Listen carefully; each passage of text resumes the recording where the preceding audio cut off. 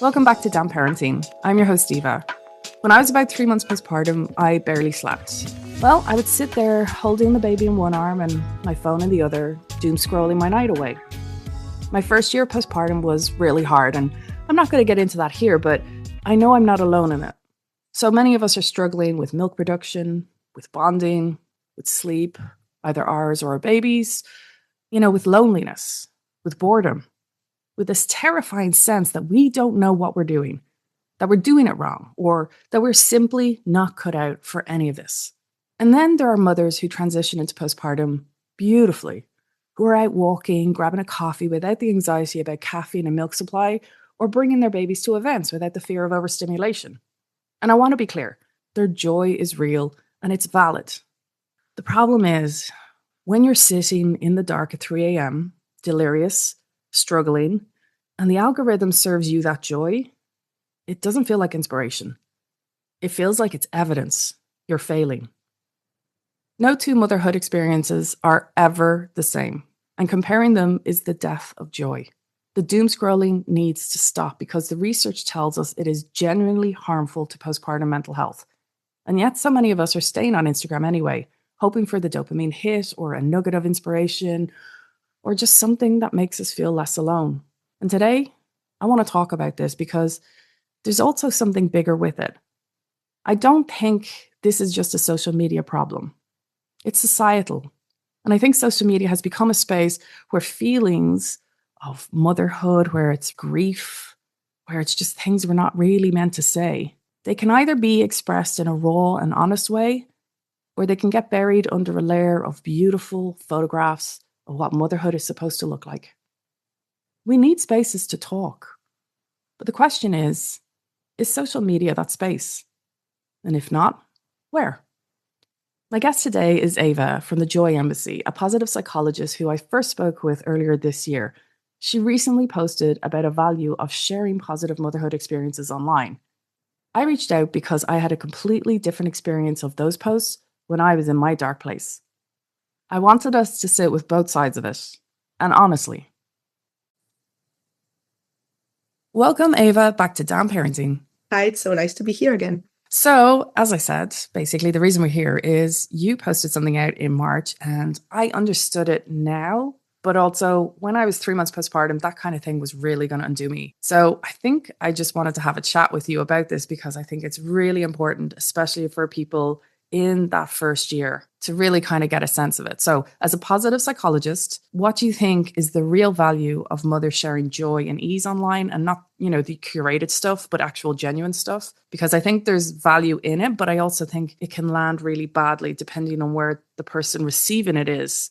I absolutely agree with you. And I was very glad when you reached out to me and said exactly what you said here. So it's like, hey, I understand this now, but this would have been really hurtful and it would have added onto the weight that I was holding in that moment. And I do totally get it. And I think what it actually comes down to is this search for balance and this search for getting the whole picture of the motherhood experience in this case. Because when I posted, I shared an essay about a woman who said how she appreciated seeing the joyful parts of motherhood as well, because all she had been seeing up to that point, or all that she got as preparation to be a mom, were all these horrible experiences and all the difficulties within it. And that resonated with me because I had the sense that even before I became a mom, as soon as I got slightly interested in the topic, it's all that I was getting were these accounts of how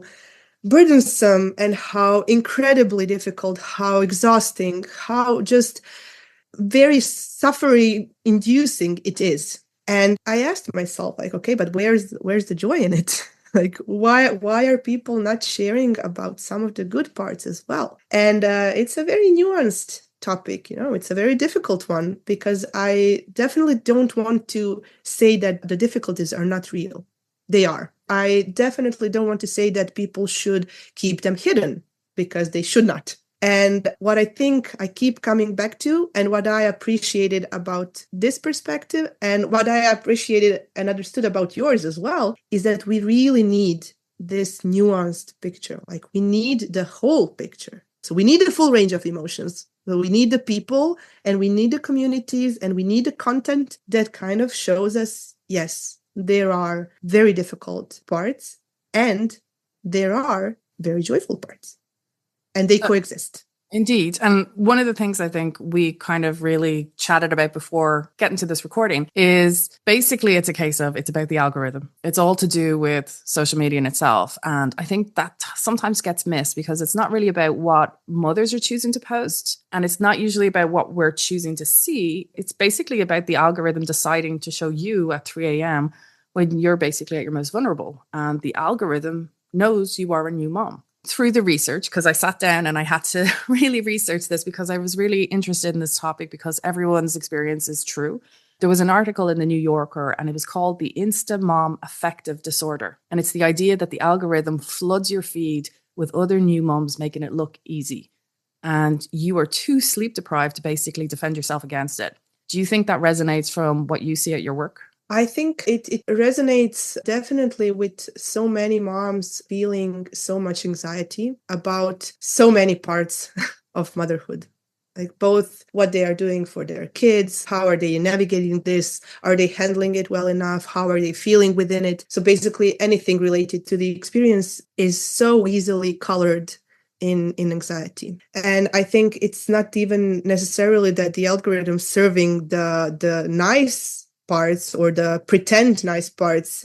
I don't think only that is harmful. It's also harmful if you're being served all the difficult parts, because then it keeps giving you more of it. And so you might read one story of a very difficult birth, and you might even, you can either relate to it and you can feel validated, but at the same time, like we will often read about the things and imagine them and almost kind of pre-live them when they did not actually happen to us and will not actually happen to us. So in this sense, like we go through the suffering that's greater than our real lived experience. And if you click on one video, you get served another one, and then you're like swimming in this pool of sometimes trauma or this pool of worry and anxiety, that parts of it might be real and parts of it might be relevant to you, but they are not the whole story and they are not actually helping you. So the marinating in this story is not actually making you feel better. And it's not making you feel like you're more competent to cope with what you've experienced. So I think that's the real danger. And I think it's also about this algorithmic environment. So it's not really about the content. It's partly about the content, but the content, like the same content served in a different format, will hit in a different spot. So when we seek out information and when we seek out like real lived experiences, if we want to get the fuller picture, if we read a book about it, where we can choose what we read, we can focus on it more, we can put it down, and we're not being served like the next book right away with more and more extreme views, that's different than seeking out a topic on social media. If we if we listen to a podcast, it's a different experience. If we go through a well-designed course on preparing for birth or preparing for the first year, that gives us like a holistic picture, but without being either completely fear-inducing or ignorant of the potential dangers and fears, like that's a much better choice than deep diving and going like into the rabbit hole of Instagram or, TikTok trauma and everything. And again, I'm not saying that the experiences are not real. I'm just saying that the way that like the ball that gets rolling, it's bigger than the experience itself. And then it turns into something that's not really just an experience. It's not like this simple sharing of what's actually true. It becomes like this shareable narrative of it. And it becomes also like a performance. And it's someone else's ball who started the rolling. Exactly. And you think, well, maybe I need to carry this ball. Yeah. And, it's heavy and it's making me feel bad and I'm so tired. And I already had another ball, but maybe I need to, carry this one as well. And it's so easy to think that this is the only way. And it's very understandable that we turn to social media in search of information, validation, connection. This is so understandable. So it's not a personal failing of any one of us. It's not that we're stupid. It's not that we're, lacking in some capability. It's that we are searching for very, very understandable and very much needed things. We're searching in places where it might seem that we might find it, but actually they are not the right places. And if we become really aware of this, that it's not just about the content, it's about the environment, and that the environment of social media platforms, it's working actively against this middle ground, this balanced ground, this nuanced ground that we actually want to occupy. I think it's this awareness that brings back a little bit of agency to us, that gives us a little bit more of a choice. And it doesn't mean that we have to, completely stay off social media or that there's truly no value whatsoever in it. But it means that we can choose sometimes what we engage with, or we can choose when we engage with it, or we can choose, we can be aware that it's very much not a neutral space. It's not a space that is designed to our benefit. It's not a space that has our or our children's well-being in mind. And sometimes it might feel like this, we're going to get something useful, and we're doing something good for our kids by getting the information or by getting for ourselves. And it can be easy to think that this is the only way to get it because we are losing it in other spaces. But when we are honest with ourselves, how it is actually making us feel, we can see that this is not the solution. In my research, I also found research from the Postpartum Support International. And just as you said, that social media is not a neutral space, they say that the images absorbed passively still affect the brain even when we're not actively engaging. So passive scrolling is not neutral. There are so many studies out there which the majority will focus basically about body satisfaction in postpartum women. And there's an abundance of evidence there. And social media really can impact us neurologically without even thinking about it, because we have been primed basically over the last decades where we get so many images put in front of us and our brain is able to absorb quite a lot more than I guess we can give it credit for. But something you mentioned there was about community and society as well. So I've been thinking about something that maybe sounds a bit random, but just listen out about it. It's because it's something we spoke about on a pre-call before we recorded this. And it was basically about how during my research, one of the things I came across was TVs entered our homes in the 1950s. And that's when people used to go out all the time. And it's because they didn't have to plan it. They were going to church, they were going to the movies, they were going to get ice cream, they were doing lots of stuff. And it's not that it was planned, but it was just that's how life happened. I mean, I come from Ireland. The pubs were just basically how we did it. And when you visit America, you go to the ice cream parlors. This is a very normal thing to do. Community wasn't an event. It was just woven into the week naturally. But when TV arrived, we all stayed at home. And then the smartphone has now come in. And now we have another layer of the same thing, except this time the illusion of community is now inside the phone. But the real thing is further away than ever before. And into all that, the most isolating transition of adult life is motherhood in that first year or two or three. And especially being an immigrant or an expat or a migrant, however you want to phrase yourself.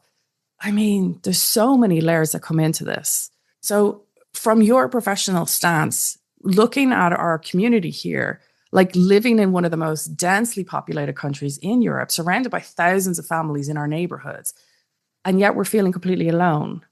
How do you explain the paradox to someone who's never felt it if they're not seeing it on social media?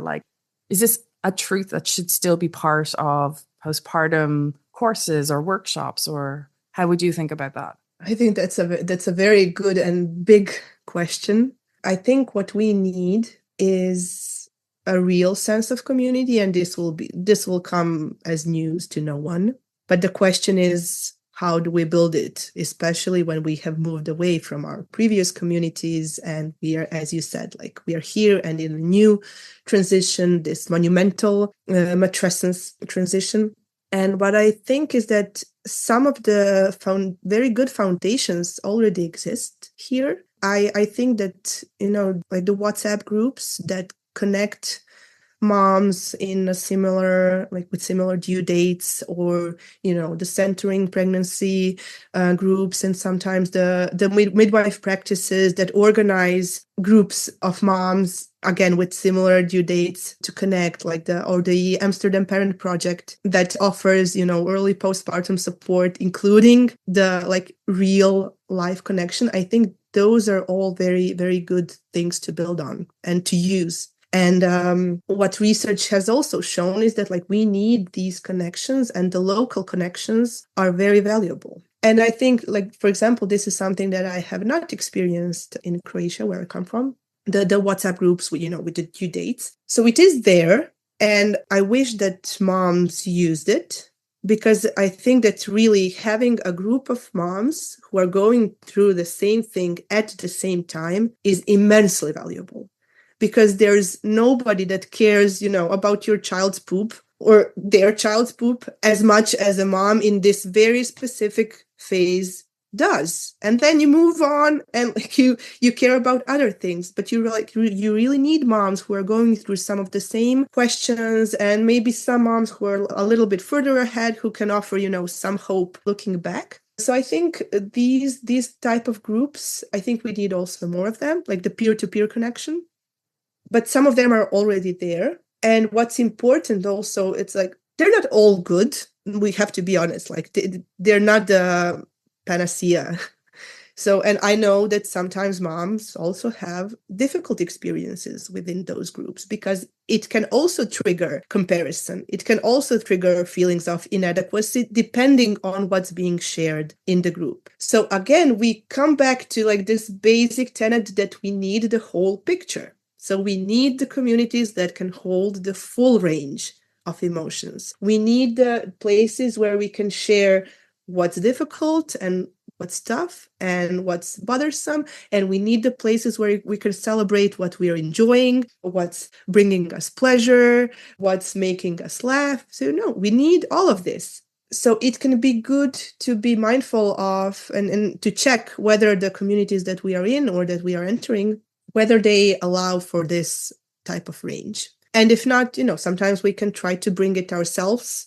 And sometimes we maybe create a new community. I find that, sometimes we are hesitant to try and create something new, both for very real limitations of energy and time. But sometimes all that takes is like a little spark, and then it starts going. So what I want to say is that also the emotional contagion is real. And if we are being surrounded constantly just by moms complaining about their experience, it's likely that we will also get into this co-rumination dance, that will kind of start expressing difficulty as like this currency for belonging, because it bonds us easily. The shared difficulty, it bonds people more quickly. And that's not something to be disregarded. But it also then, this bond can become more harmful. So what we need is to be mindful of the emotional contagion, and to seek out places and people who can, again, share about all the experiences, both the joyful and the difficult ones. Something you mentioned in a pre-conversation was about, I think it was a movie or a book, Orna Dunath, a sociologist, I think it was. The book was called Regretting Motherhood. And she was arguing that society has enforced rules about which emotions mothers are allowed to express: regret, ambivalence, grief. It's culturally forbidden. Was that the one you were talking about? No. Oh, I researched the wrong book. No, it was about the book is a fiction, like The Lost Daughter.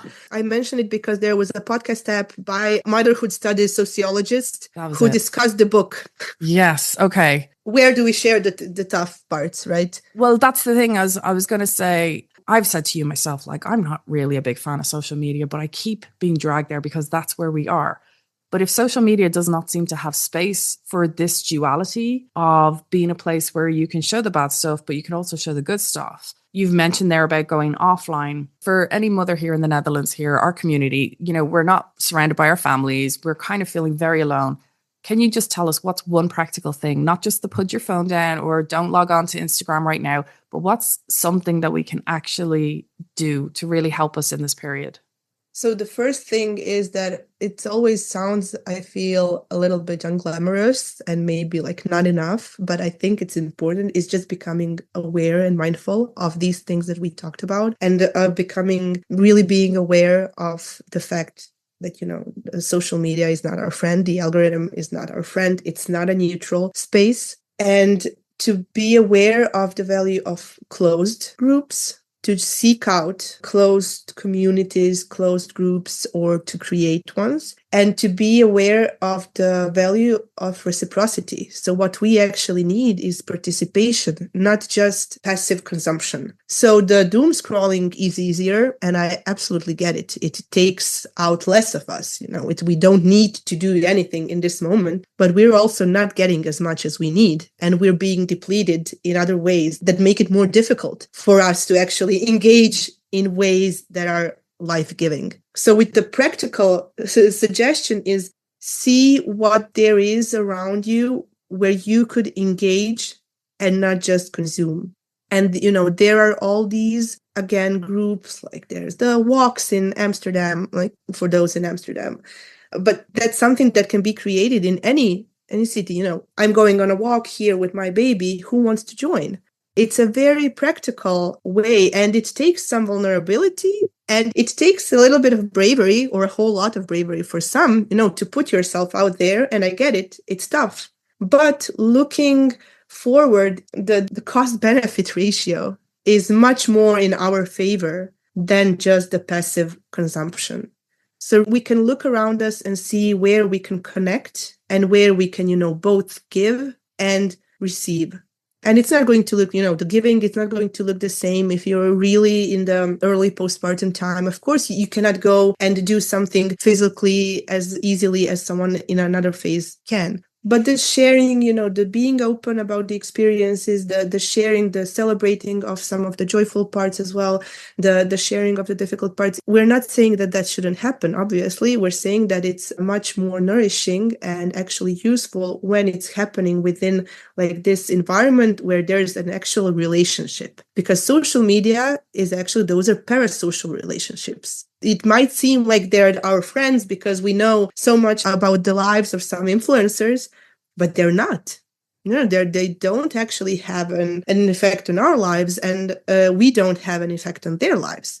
Whereas if we're connecting within like more closed groups, we can actually find and build real life friendships. We can go through struggles as well. It's not necessarily all milk and honey. Relationships have friction. Communities have friction.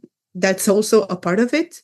So we're not expecting an utopia, but what will happen is usually more real and more beneficial than just this perceived relationship that we have with people on Instagram or social media in general. Well, this is such a huge conversation, and it's not one we could ever fully answer in a single episode. But the hope was really just to open it honestly and just help normalize the very real emotions that can come in the postpartum period. Because in seasons of exhaustion, overwhelm, and hormonal changes, social media is the easiest place to turn to, but online connection isn't always real connection.